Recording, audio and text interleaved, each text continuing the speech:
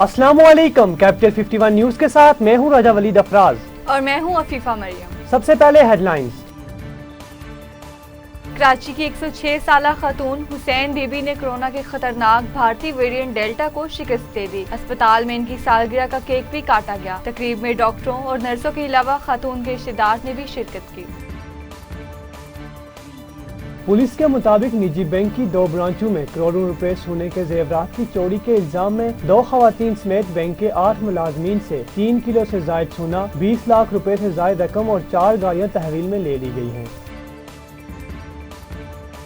लाहौर के इलाके डिफेंस में नामजद सूबाई वजीर असद खोखर के बेटे की दावते वलीमा में इनके भाई मुबशिर खोखर फायरिंग से कत्ल। फायरिंग का वाकया वजीर आला पंजाब सरदार उस्मान बुज़दार की मौजूदगी में पेश आया था। फायरिंग करने वाले मुलजिम नाजिम को पकड़ लिया गया।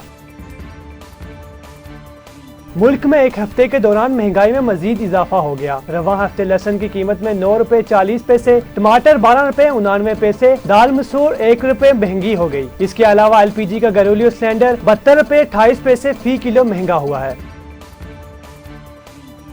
पुलिस के मुताबिक मुलजिम अंसर मोटरसाइकिल पर मुर्गियों के चूजे फरोख्त करता था। बच्चों को वर्गलाकर इनको घरों से दूर ले जाकर ज्यादती का निशाना बनाता, फिर वीराने में छोड़कर फरार हो जाता था। मुलजिम के खिलाफ बहावलपुर, बहावलनगर और मुल्तान में मुकदमात दर्ज थे।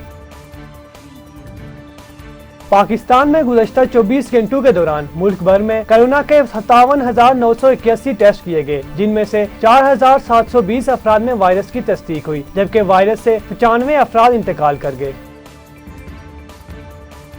चीन से कोरोना वायरस की वैक्सीन साइनोफार्म की 7,92,000 डोज इस्लामाबाद पहुंच गई। चीन से मजीद साइनोफार्म वैक्सीन की 2 खेप आइंदा 36 घंटे में लाई जाएंगी।